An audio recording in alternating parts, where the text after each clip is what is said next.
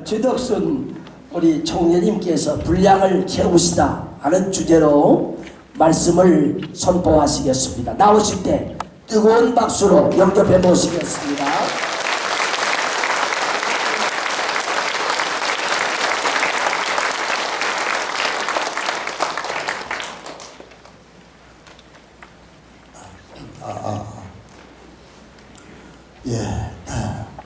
제가 갑자기 신덕순으로 변신을 했습니다.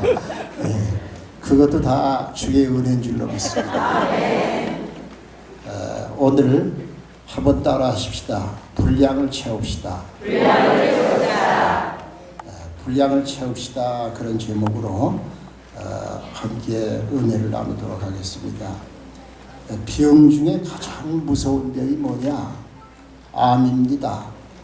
암은 모든 체력을 다 빨아먹고 마지막에는 생명까지 뺏어갑니다. 우리 민족사의 가장 현재 이르기까지 암과 같은 비극적인 게 뭐냐? 그거는 두말할 것도 없이 남북 분열이라고 생각할 수가 있습니다. 이 남북 분열은 6.25 때 300만의 생명을 손실시켰고 전국을 폐허로 만들었습니다. 현재도 분단은 정치적으로, 경제적으로, 또 이념적으로, 사회적으로, 심지어 교육의 현장까지 많은 갈등과 소모를 일으키고 있습니다.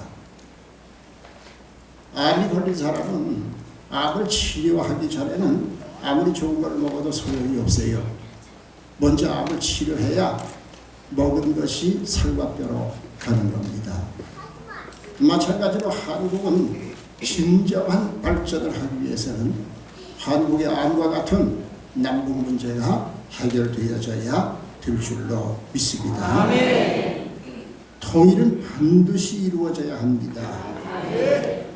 그러나 서울대학교 통일평화연구소가 한 최근에 통일의식조사를 보니까 통일을 반대하는 사람들이 23.7%나 돼요.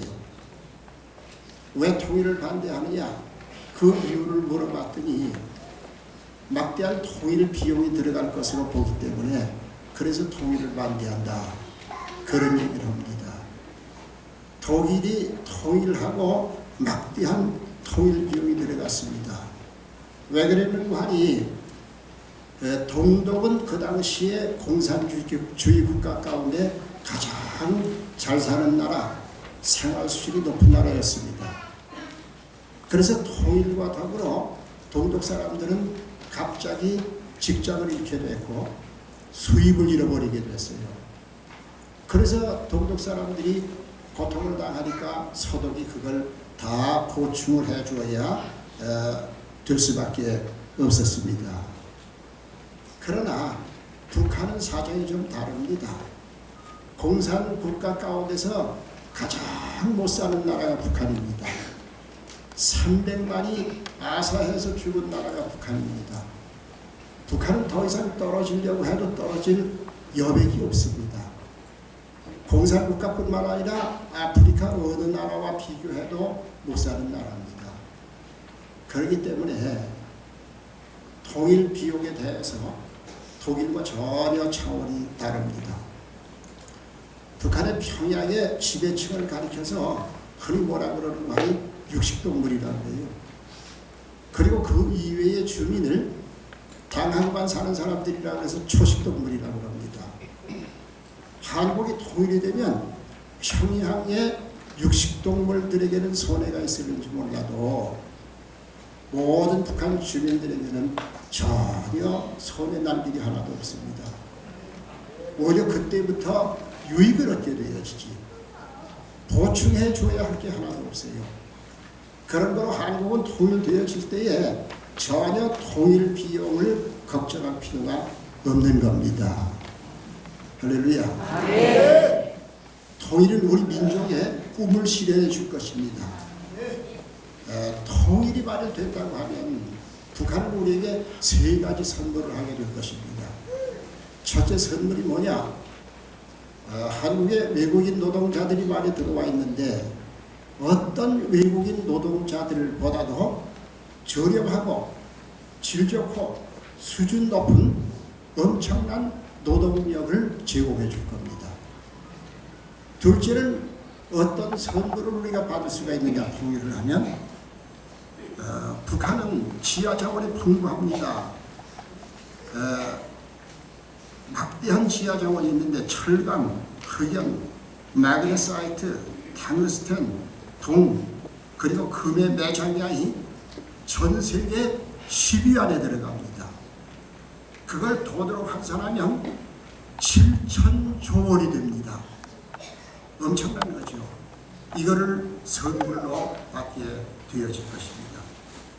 셋째는 산업기지를 선물로 받게 될 겁니다. 기업들이 중국에 산업기지 건설을 합니다. 미국에 합니다. 그런데 북한은 지정학적으로나 여러 가지 조건으로 가장 유리한 엄청난 산업기지를 공급받게 되어질 것입니다. 그래서 통일이 돼서 북한의 노동력 그리고 자원, 산업기지가 우리 대한민국의 기술과 자본과 결합이 된다고 그러면 말할 수 없는 시너지 효과를 내게 되어질 줄로 믿습니다. 그렇게 되면 우리 한국은 일본을 제치고 앞장설 수가 있어요. 그리고 세계 3대 강국 안에 들어갈 수가 있게 되어지는 줄로 믿습니다. 그런데 중요한 것은 그러면 어떻게 통일을 이룰 수 있을까? 우리는 통일에 대해서 깊이 생각하지 않을 수가 없습니다. 오늘 성경 본문은 뭘 말씀하고 계시는가 하니 이스라엘 민족이 가나안으로 향하여 갈 때에 여리고성이라고 하는 장애를 만납니다. 그때 하나님께서는 이스라엘 민족에게 뭘 명령하시는가 하니 하루에 한 바퀴씩 마지막 7일에는 7바퀴 동안 13바퀴를 돌고 함성을 지르면 여리고성을 무너뜨려 주리라 그렇게 약속을 하셨어요. 오늘 본문은 그들이 13바퀴 마지막 돌고 그 함성을 외칠 때에 상상할 수 없는 기적이 일어나서 난공불락에 여리고성이 무너지게 되었던 겁니다. 그들은 하나님의 명령한 분량을 채웠습니다. 오늘 우리 한국교회가 하나님이 명령하는 분량을 채우면 여리고성이 무너지던 것과 같이 통일의 역사가 일어나게 되어질 줄로 믿습니다. 순종의 분량을 채워야 됩니다. 성결의 분량을 채워야 됩니다. 그 중에 무엇보다도 기도의 분량을 채워야 됩니다. 독일은 기도로 통일된 나라입니다. 1982년에 라이프치히라고 그러는 독일의 조그만 도시에 니콜라이라고 그러는 교회가 있었습니다. 그리고 크리스티안 슐러라고 그러는 목사가 그 교회에서 불과 12명을 모아놓고 독일의 통일과 평화를 위해서 기도하기 시작을 했습니다. 7년이라고 그러는 세월이 흘러갔습니다. 1989년 12명으로 시작한 모임은 1000명으로 발전을 했습니다. 교회가 작아서 안에서 예배를 드릴 수가 없어서 그 니콜라이 교회 앞마당에서 모여 하나님 앞에 기도했습니다. 1989년 9월 25일에는 8,000명으로 늘어났습니다. 1989년 10월 2일에는 2만 명이 되었습니다. 1989년 10월 9일에는 7만 명이 됐습니다. 그리고 드디어 1989년 11월 9일 베를린 장벽은 무너지고 역사적으로 독일의 통일이 왔던 겁니다. 니콜라이 교회 기도를 주관했던 슐러 목사는 통일이 된 후에 이렇게 말했습니다. 하나님이 움직이셨기에 독일의 통일이 가능해졌습니다. 그리고 그는 또한 한국에 충고하는 말을 잊지 아니했습니다. 한국도 하나님께 기도하는 방법밖에 없습니다. 인간이 이루어내는 통일이 아니라 결국 어느 순간에 하나님께서 우리에게 주시는 통일이 중요합니다. 통일이 논리적으로는 이루어질 것 같지 않지만은 하나님의 때에 호련히 우리에게 다가올 텐데 우리는 기다리면서 기도하며 그 기도를 실천에 옮겨야 합니다. 그렇게 우리 한국에 충고를 했습니다. 여러분, 이스라엘이 애굽에서 해방된 거 사람의 힘이 아니고 하나님의 기적이었죠. 애굽보다 더 강한 군사를 동원해서 된 게 아닙니다. 애굽의 무기보다 더 첨단 무기를 동원해서 된 게 아닙니다.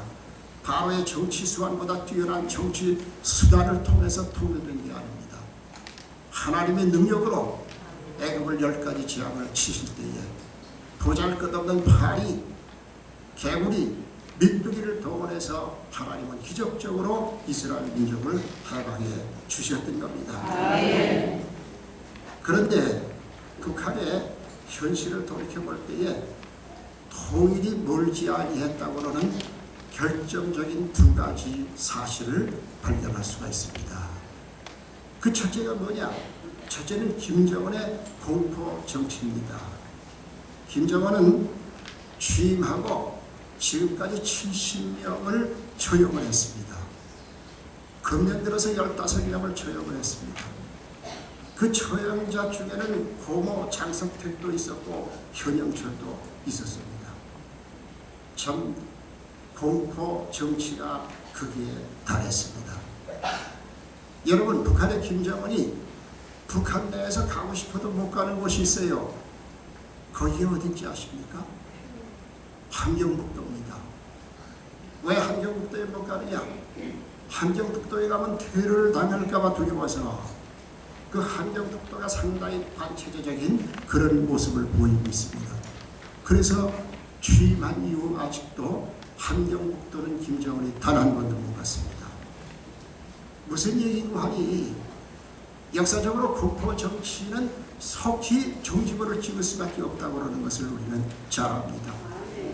나치 정권이 그랬고 히틀러가 그랬고 차우스츠크가 그랬고 북한은 국포 정치를 볼 때에도 종말이 얼마 남지 아니었다고 하는 사실을 우리는 짐작할 수가 있습니다.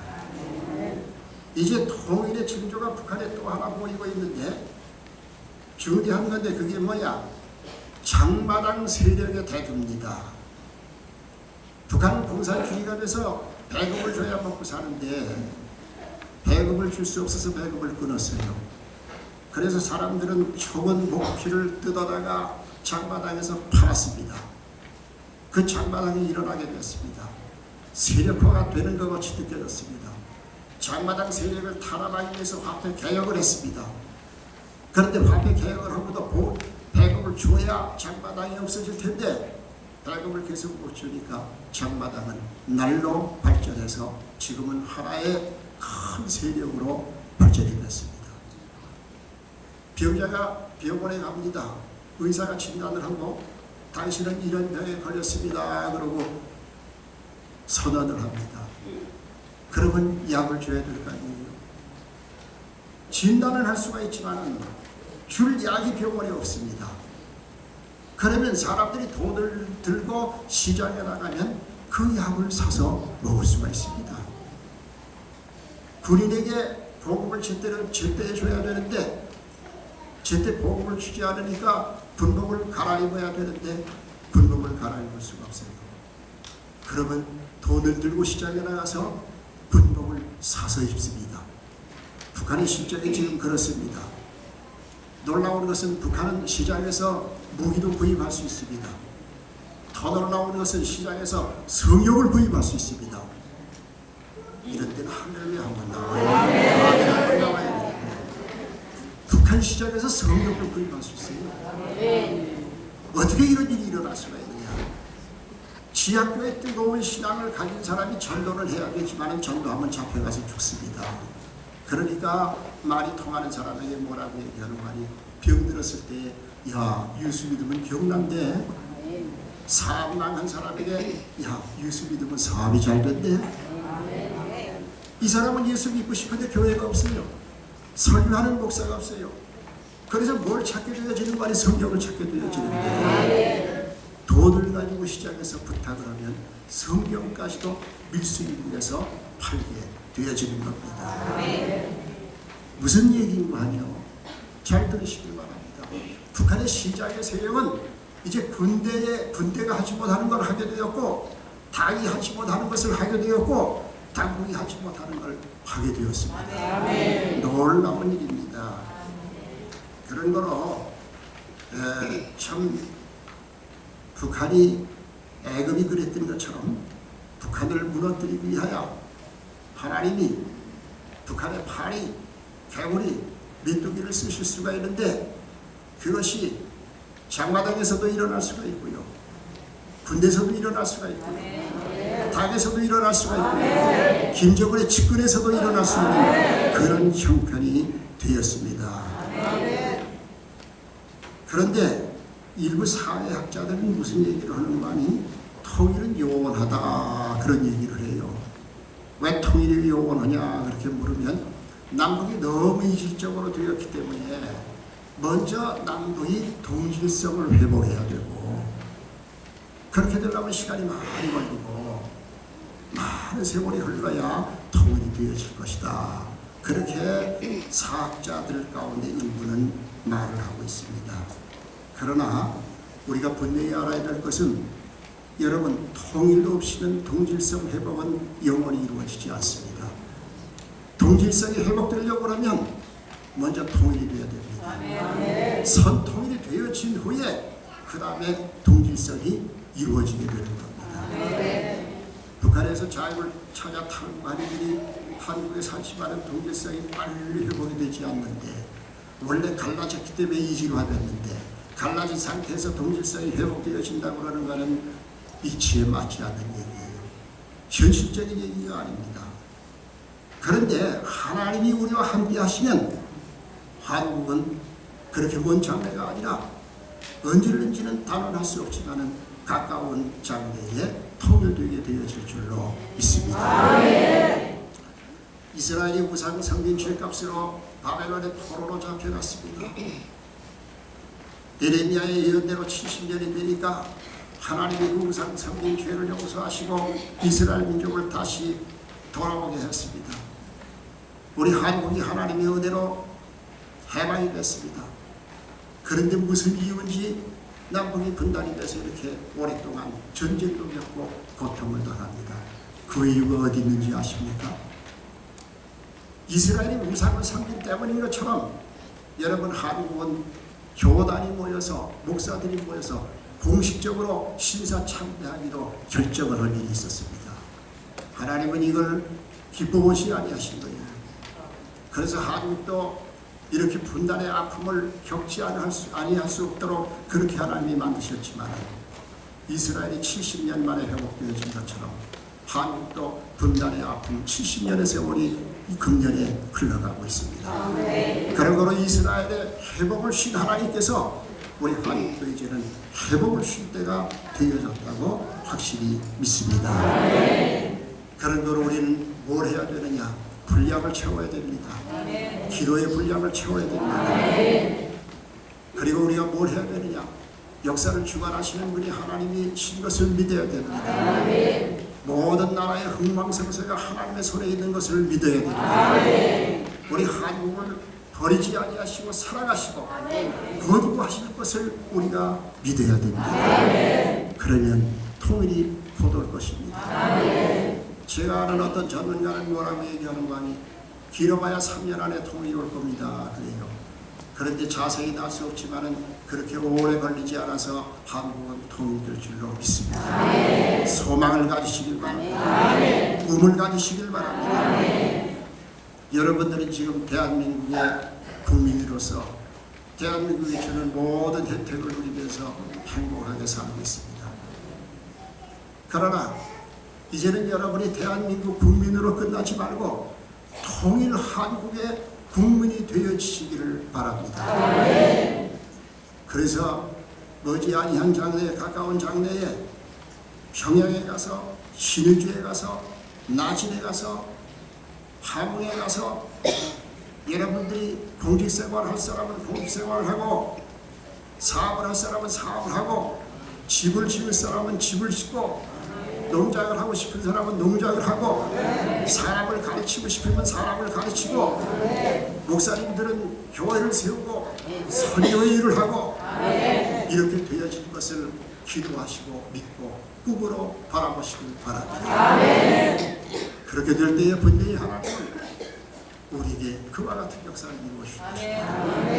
아무쪼록 하나님의 은총이 우리 대한민국에 함께하고 이 자리에 모인 여러분 모두에게 함께해서 통일된 한국에 마음껏 활동하고 하나님께 영광을 돌리는 그런 여러분들이 다 되어지시기를 주님의 이름으로 축원합니다. 축원합니다.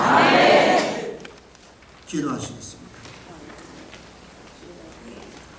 우리의 소원은 통일, 꿈에도 소원은 통일입니다. 우리의 기도를 들으시고 능력으로 역사하셔서 통일의 그날을 속히 허락하여 주옵소서. 예수 그리스도의 이름으로 기도하옵나이다.